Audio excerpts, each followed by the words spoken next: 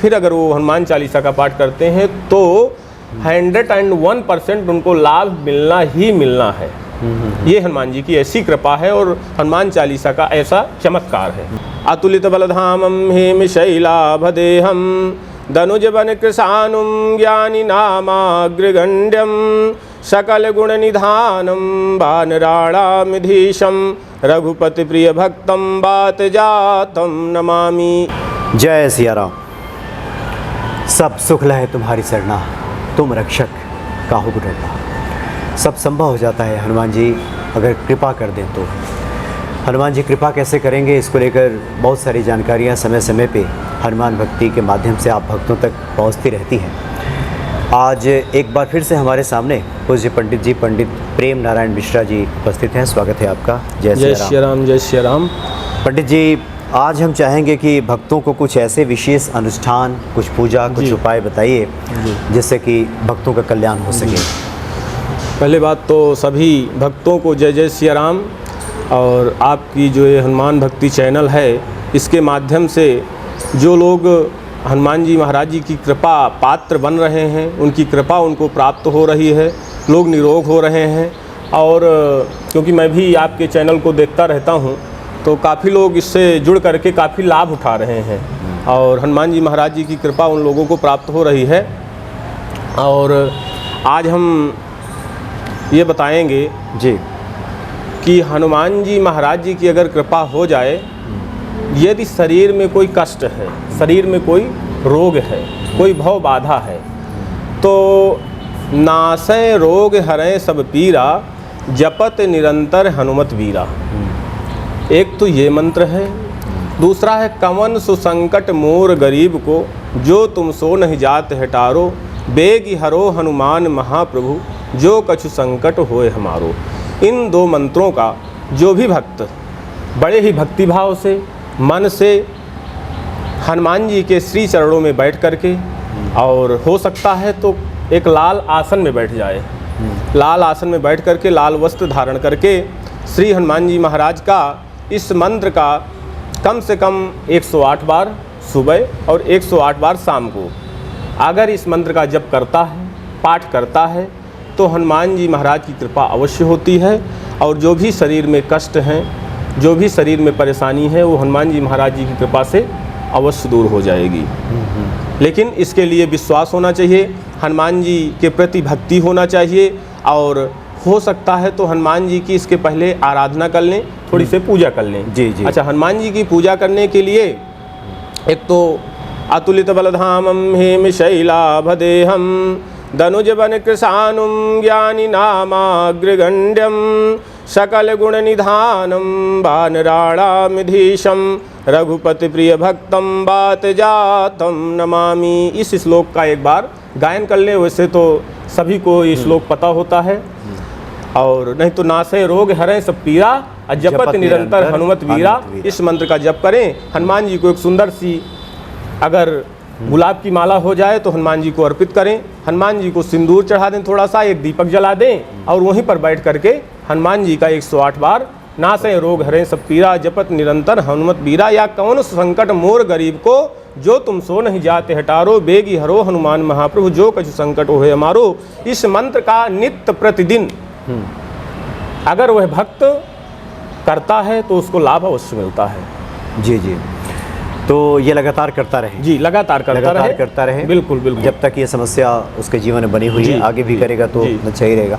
अच्छा पंडित जी, हम चाहते हैं कि हनुमान चालीसा भी सबसे ज़्यादा किया जाने वाला पाठ है, पढ़ा जाने वाला ये चालीसा है, तो इसके लिए कुछ विशेष अगर आप अनुष्ठान के तौर पे बताना चाहें कि इसको भक्त किस प्रकार से करें। देखिए, हनुमान चालीसा तो ऐसा पाठ है कि सबसे सरल भी है, बिल्कुल सरल है। छोटे छोटे बच्चों को ये हनुमान चालीसा याद रहता है। बिल्कुल।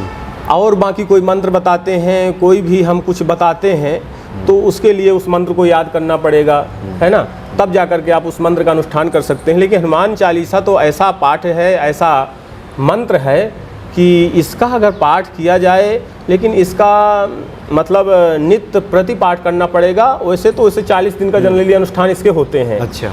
अगर 40 दिन का अनुष्ठान करें लेकिन उसके लिए कम से कम जो 7 बार पाठ कर कोई छूटा ही बंदी महासुख होई। महान से महान यदि कष्ट है उसके जीवन में तो वह भी दूर हो जाता है। महान से महान उसको परेशानी है, वो भी हनुमान जी महाराज जी का अगर हनुमान चालीसा का पाठ करता है, लेकिन उसके लिए कम से कम 100 पाठ 108 पाठ इतने पाठ उसको नित्य प्रतिदिन करना पड़ेगा और 40 दिन तक पाठ करना पड़ेगा। जो भी भक्त की मनोकामना होगी वो पूर्ण होगी, लेकिन उसके पहले एक छोटा सा लघु संकल्प जरूर करे वो, क्योंकि संकल्पेन बिना राजा यत किंचित कुरते नरः। बिना संकल्प के यदि वह राजा भी है, बिना संकल्प के अगर वो पाठ करता है, पूजा करता है, तो उसका पूर्ण रूप से उसको फल प्राप्ति नहीं होती है। इसलिए लघु संकल्प, लघु संकल्प तो कैसे करें पंडित जी, हम चाहते हैं बता दें। संकल्प के लिए तो उसका कौन सा संवत्सर चल रहा है, कौन सा महीना चल रहा है, कौन सा दिन है, कौन सी तिथि है, कौन सा वार है ना।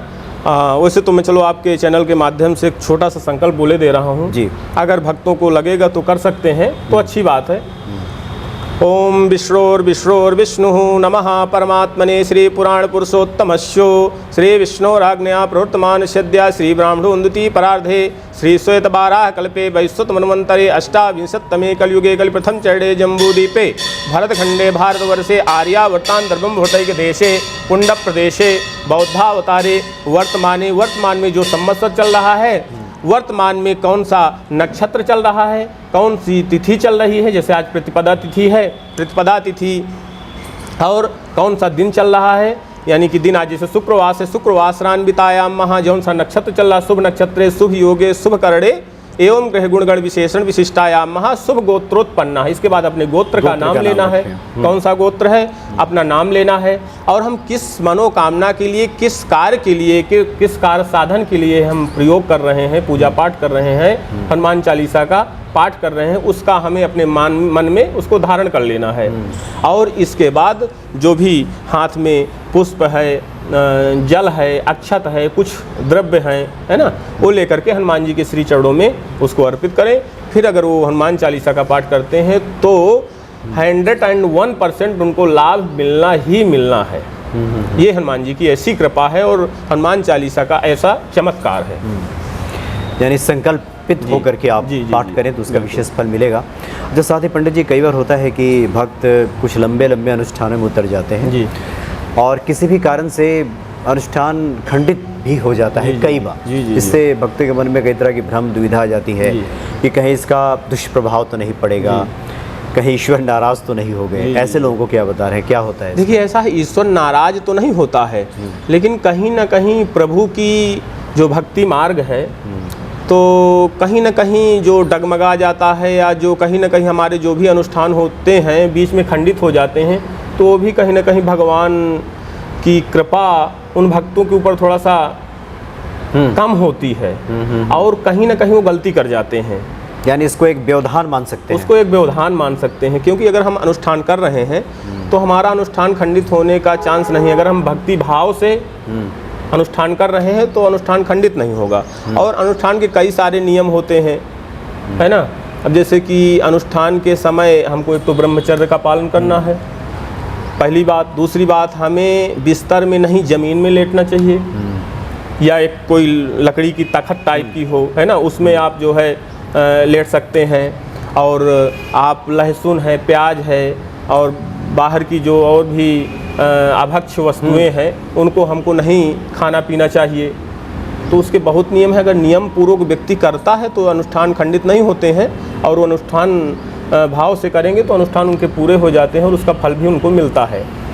और खंडित होने की स्थिति में फिर भक्त क्या करें, आगे वो क्या करें? खंडित होने की स्थिति में यही है कि जैसे मान लीजिए कि खंडित हो गया तो अपना जो समय है उसको बढ़ा लें, है ना। मान लीजिए एक दिन कोई परेशानी हो गई, कोई तबीयत किसी की मान लीजिए खराब हो गई, पहले तो हनुमान जी की ऐसी कृपा होती है कि समझ लीजिए कि मंगल ही मंगल होता है। लेकिन कभी कोई कुछ ऐसी दिक्कत अमंगल हो गया तो उसके लिए उस अनुष्ठान को जैसे मान लीजिए कि 100 पाठ नहीं कर सकता है तो 1 पाठ कर ले, 2 पाठ 5 पाठ करके दूसरे दिन उसको और बढ़ा लेते हैं, या तो फिर उसको 40 दिन का और समय आगे बढ़ा लेते हैं, 41 दिन कर लेते हैं, या 45 दिन कर लेते हैं, या 49 दिन कर लेते हैं, या 51 दिन कर लेते हैं।